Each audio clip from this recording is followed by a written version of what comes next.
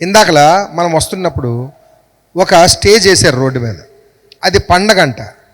ఆ పండగ పేరు చెప్పి ఆ గుడి ఎదురుగుండా స్టేజ్ వేశారు. ట్రాఫిక్ అంతా జామ్ అయిపోయింది. ఒక దగ్గర 20 నిమిషాలు మన కారు ఆగిపోయింది. అక్కడ జరిగింది ఏంటి? ఏం డ్యాన్సులు వేస్తున్నారు?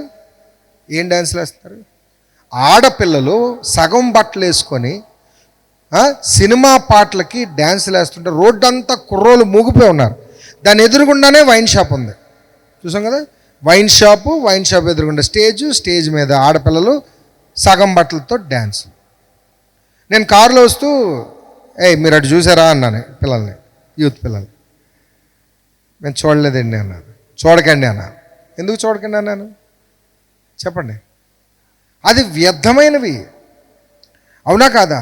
ఒక పాట అక్కడ డీజే పాట రన్ అవుతుంది అందులో, అవునా?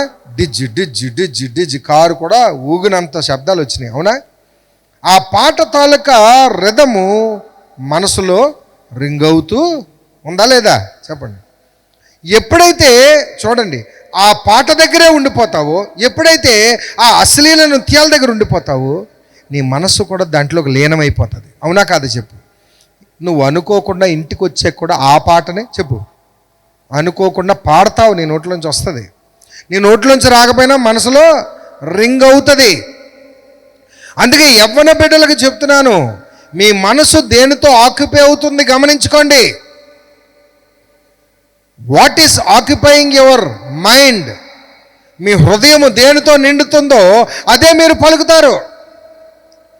దేవుని యొక్క కృతజ్ఞత వచనములు మీరు హృదయమును నింపుకుంటే, హృదయం నిండా దేవుని మాటలుంటే దేవుని మాటలే పలుకుతారు తప్ప ఈ లోక సంబంధమైన హేయమైన వెటకారాలు, సెటైర్సు, సరసోత్కులు, బూతు మాటలు ఏమండి.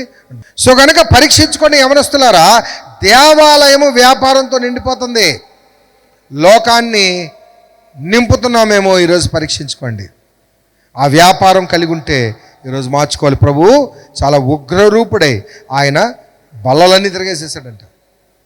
యేసు ప్రభు అంత మండిపడ్డానికి గల కారణం ఏంటంటే, ఇదిగో ఈరోజు మన జీవితంలో కూడా ఎక్కడైనా ఆయాసకరమైన వ్యాపారం జరుగుతుందేమో పరీక్షించుకోండి. ఏంటి ఆ వ్యాపారం? మన జీవితంలో జరిగే వ్యాపారం చెప్పండి.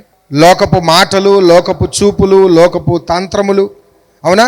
హృదయంలో వచ్చే తప్పుడు మాటలు, మన జీవితంలో లోకానుసారమైన మాటలు, లోకానుసారమైన సినిమా డైలాగులు, సినిమా పాటలు, అవునా కాదా చెప్పండి?